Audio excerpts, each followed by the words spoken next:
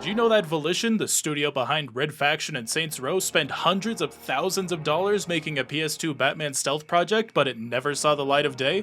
No footage of the game, nor the fact that it even exists, has ever been made public, until now. Batman demo from September 29, 2003. This demo was developed by Volition, a THQ studio.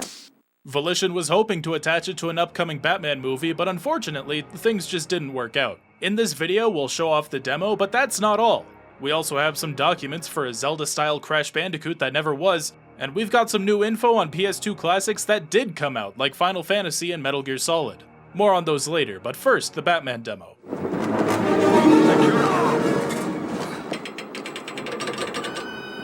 An individual working within Volition provided us with this demo footage, concept art, and documentation. They're passionate about game preservation and wanted to shed some light on the project with DidYouKnowGaming after watching our channel for over a decade. We're flattered. Thank you so much.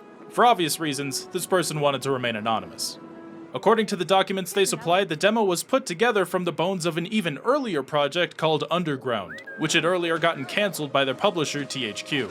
Underground was basically a mafia game, whose spirit lived on when Volition created the Saints Row franchise. Volition spent over 300 grand for 22 devs to quickly build this demo from Underground's ashes, making it into a Batman stealth game. It feels kinda like Metal Gear, actually, but set in the Batman universe. Condition green, all clear. Are you alright? Get up! It goes without saying, if the game went into full production, it would have looked a lot more polished than what you're seeing now. Unfortunately, THQ didn't give them that green light. The demo's pretty dang cool all on its own, with voice acting, stealth kills, Batman's batarangs, binoculars, grapple hook, and a nice little chunk of Gotham City. It was fully playable, but our source wasn't able to get all the required files before Volition got shut down by their new owners, Embracer Group, in 2023. Right in the middle of us talking with them, actually. Closed down forever. It would have been nice to make the playable demo available to the folks watching this, but due to the studio's dissolution, now all that exists of Volition's Batman is some concept art, timesheets, and this 6-minute demo footage. We're gonna move on to some other games now, but if you want to see the full unedited Batman demo, we'll link it to you on the DidYouKnowGaming archive at the end of this video. Ah! That's odd.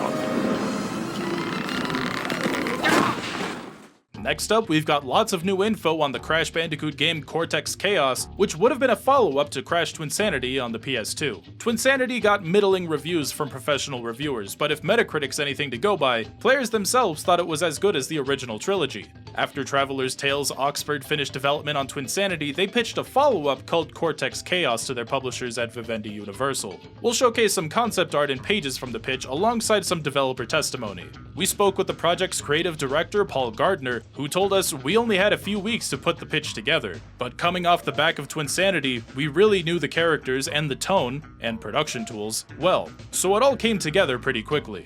We pitched two possible stories, one called The Trials of Cortex, and the other called The Clones of Cortex. Trials of Cortex would have seen the Crash villain standing trial, brought up on charges brought by his evil scientist peers. In their eyes, he'd ruined their reputation by failing to defeat a lowly marsupial. Cortex would argue his view as he defends himself in court, all presented in-game as levels from previous Crash games you'd have to play through as Dr. Cortex. Interactive flashbacks, essentially. Later, Cortex would have to complete a series of challenges to prove his wickedness, or else he'd lose his license to do evil and be condemned to a life sentence working at a summer camp for excessively cute children. Cortex, of course, escapes this fate worse than death and gets revenge on his former evil scientist colleagues. The other story pitch, Clones of Cortex, had a sort of baby child big friend situation going on. You'd play as both Dr. Cortex and his niece Nina. By teaming up, you could unlock new gameplay mechanics in the same vein as Crash and Cortex humiliscating. Here's the summary of the pitch document. Quote, always let down by his bungling henchmen, Dr. Cortex decides to help himself by creating 6 clones to run his affairs. But the clones mutate, each more bizarre and wild than the last.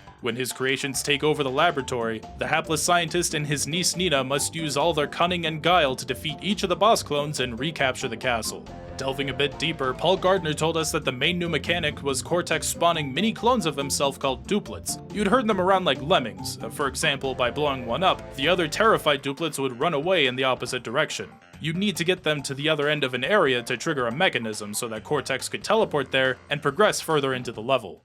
There was also a third idea for Cortex Chaos. This one's sort of a failed pitch within a failed pitch. An idea document the Twinsanity devs cooked up but didn't even make it to the publisher meeting. More specifically, it was written by John McCann, who showed us the document and said, "I really want to work on a Zelda-like game, so that's pretty much the basis of my outline, a Zelda-style game starring Cortex and Nina." It's 19 pages, so we'll flash it on screen for folks who want to pause it and read. But here's the 1-minute summary.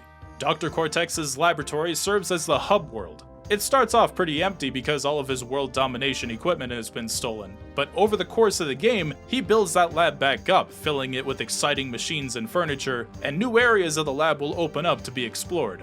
Out in the world, he uses a cell phone called the Cortex Communicator, which houses the game's menu and also acts like Navi from Ocarina of Time. Just instead of saying, "Listen," it sends text messages to his lab supercomputer, giving Cortex hints to tell him where to go next. It was 2004, mobile phones were relatively new and microtransactions didn't exist yet, so naturally, players would be able to unlock new ringtones, wallpapers, and casings to customize their communicator. Cortex of course had his laser and other moves, but could also use a melee weapon and shield, and he even had Z-targeting as well. So yeah, it was a Cortex-themed Zelda, more or less. Pushing the select button lets you switch between playing as Cortex and his niece Nina, or you could do 2-player co-op with both characters. Unfortunately, Twinsanity didn't sell well by series standards. Just shy of 1 million fans went out and bought a copy. So publisher Vivendi Universal said no thanks to Traveler's Tales Cortex ideas. The next Crash game didn't end up coming out until the next console generation, with Vivendi handing the franchise over to a different studio, Radical Entertainment, to make Crash of the Titans. It wound up getting lower review scores than even Twinsanity, so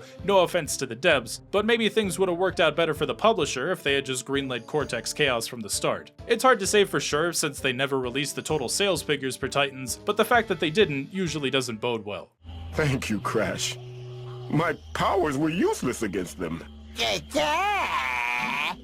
And now for some new info on a PS2 game that did come out, Final Fantasy X. A story about the young blitzball player Tidus who's tasked with escorting the summoner Yuna on her pilgrimage to attain the final Aeon and defeat the antagonistic force known as Sin. To find some new info about a beloved old game, we had to hunt for some old Japanese magazines and have them translated. One interesting tidbit we found comes from the game's scenario writer Kazushige Nojima, revealing where he got a lot of his inspiration. Talking to Famitsu, he said, "This is something I haven't really told anyone before, but when we started on X, I read a lot of letters left by kamikaze pilots and their families. Among them, there was one story about a family taking a pilot to the train station who loved him but knew they were taking him to his death. That kind of resolve and resignation is at the core of X's story." In another interview, this time with Dengeki PlayStation, Nojima said that the game's theme was travel. So they wanted the game to resemble our real world, but not take after Europe like so many games that came before. Something new, something different. Nojima wanted the setting to be based on what he called the Stan countries. You know, like Kazakhstan, Kyrgyzstan, and Uzbekistan. Games rarely take place in that region. "I was clamoring to go there for research," he told Dengeki, but ultimately art director Yasuki Naora won out, and Spira ended up as a more tropical, Southeast Asia-inspired region instead, like Thailand.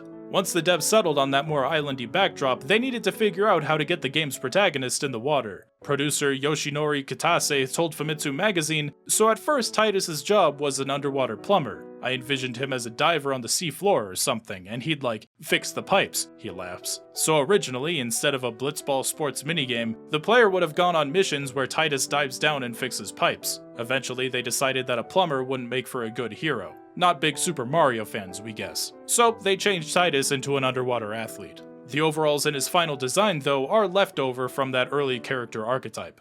One of the most iconic parts of Final Fantasy X has got to be the oft-memed laughing scene.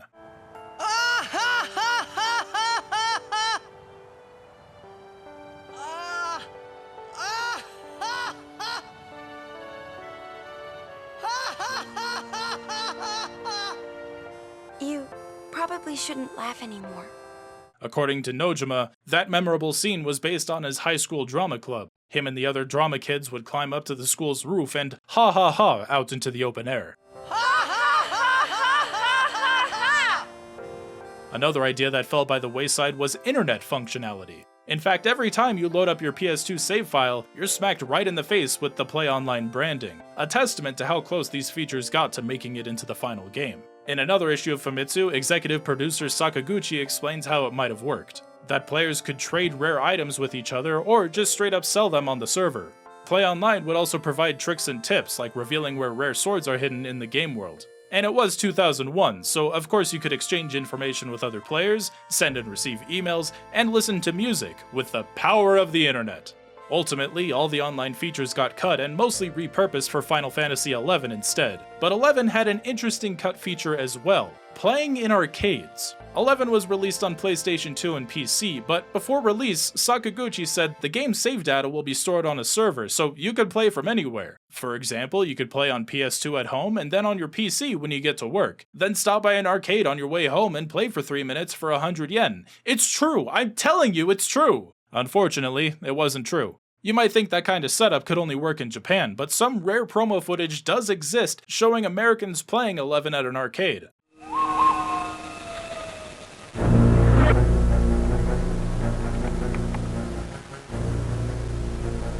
Doodle, need you. Where and when? Yo, Taro, come on, man, we're forming a party. Not now, man. Ellie needs me.